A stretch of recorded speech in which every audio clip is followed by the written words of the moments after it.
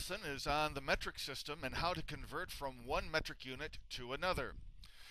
Looking at our unit organizer, we spent the last couple days looking at where we got the metric system, how it is arranged, and where we got the English system of inches and miles and pounds and that kind of stuff. So now we're working down here on the organizer, the converting units. There's going to be a couple different lessons on this one. We're going to start off with the easy problems of just converting from one metric unit to another, and then later on we're going to look at converting from any unit to any other unit. The big idea here is that the metric system is set up on multiples of 10, and that really makes conversions easy. The reason for that is that we can just simply move the decimal point from one area to another on the number, and we've converted our units. So if we look at this kind of an example, number 1, 2.5293 kilometers is how many meters? All we have to do is look at this kind of a chart down here where we have all of the prefixes for the metric system. We start off with the regular old unit in the middle of liters, grams, and meters, and that kind of a thing. We could also throw in there seconds and other such things. But every time we move over one notch in the chart here to deca or to hecto or one more to kilo, for every step that we move here, that is 1 power of 10. Because a decameter is 10 regular meters. And then a hectometer is 10 decameters, which is 10 regular meters. And so on. A kilo is 10 hectometers. Going down here, a deci is a tenth of a meter, and a centi is a tenth of that decimeter. So anyway, every step here is a power of 10. So that means that we can just simply move our decimal point however we move on the chart here. Now, if that doesn't make a whole lot of sense, let's look at an example, and hopefully that will clear things up. We start here with the example of kilometers, which is down here on the chart. We want to get to regular meters. That's here in the middle of the chart. So to go from there to here, we have to move 1, 2, 3 places. And so we move our decimal point in our number up here 3 places. 1, 2, 3. We end up with a decimal point between the 9 and the 3. So the answer is 2,529.3 meters. Example number 2. 325.2 centimeters is how many regular meters? So on our chart, we're starting off here with centimeters. We want to get to the regular meters, so we have to move over 2 places. So we notice that moving, in this case, we're moving to the left on the chart, and so we move our decimal point to the left 2 places. And we end up with the answer of 3.252 meters. Now, everybody who has taken chemistry has done this last year. If you think you know how to do these problems now, go ahead and do the rest of the examples and then play the video and see if you got the right answers. If you're a little bit hesitant on this, then go ahead and keep on playing the video. Example number 3. 33.9 millimeters is how many centimeters? So we start off with the millimeters down here at the right-hand side of the chart. We want to move over 1 place on the chart to the centimeters. So we move our decimal point over 1 place. We end up with the answer of 3.39 centimeters. Example number 4. In this case, we're starting off with regular old grams. That will be in the middle of the chart, the regular unit. We want to move over to the kilograms. That's 1, 2, 3 places to the left on the chart. So we have to move our decimal point on our original number 3 places to the left. But notice that there is no decimal point there. Okay, so we just put it in and we move it over 1, 2, 3 places. Now there are no numbers here, so what we're going to do is we're going to put in our decimal point and then fill in those empty places with zeros.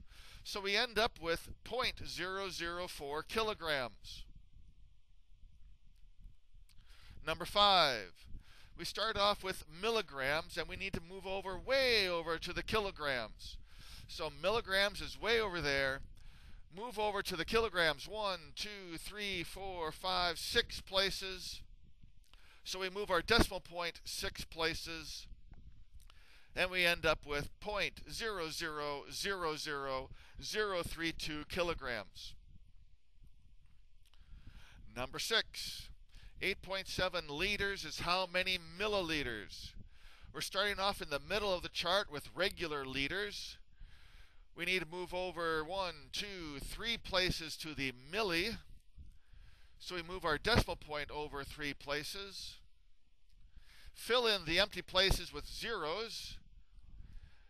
And we end up with 8,700 milliliters. Number 7, starting off with kilograms. Move over 6 places to get to milligrams. So we have to move our decimal point over 6 places. And we come up with 10 million milligrams. Number 8, we start off with a centiliters. We want to move over 1 place to get to milliliters. So we move our decimal point 1 place to the right. End up with 35 milliliters. Some extra discussion. I noticed on my medicine last year that it was marked in millicentigrams. At first I'd never heard of such a thing, but then I thought about it a little bit more, and you might think, well, we can figure this out. The centigrams, that is 1/100th of a gram. So that's 0.01 grams. But we have millicentigrams. Milli means 1,000th. So 1,000th of a centigram. We have to move the decimal point over 3 more places, fill in the zeros, and that's the number of grams. That's kind of convenient because there isn't a regular metric system unit for that decimal. So here we have 100,000 meters. We have no prefix for 100,000 of something. So we have to come up with a combination. First of all, we read that as 100,000. Here we have it as a word, meters. And we can convert this 1,000 meters to be kilometers. So we have 100 kilometers. And the prefix for 100 is hecto. So we can convert that, and it's a hectokilometer. What are some qualities of a good definition of a measurement unit?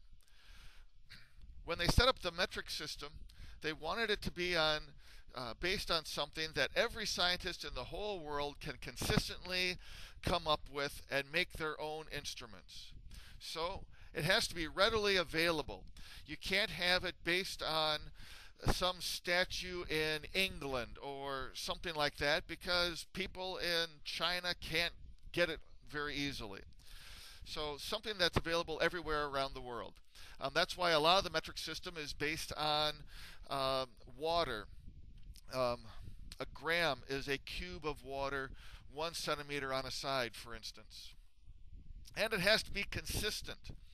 When metals get hot, they expand. When other things get hot, they melt. And so you don't want a unit based on a hunk of metal just saying it that much. You need to have a hunk of metal at a certain temperature or something along those lines.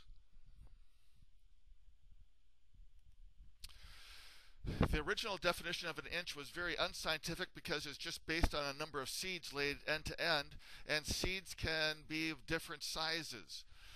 And so that wasn't very good, inconsistent. But it was useful to people as it was because it was great for markets. You're just buying bolts of cloth, you're buying a length of rope, and a little bit of difference wasn't that big of a deal. It wasn't until we got scientific research going really in depth and in detail that those little differences got to be significant. That's the end of the lesson.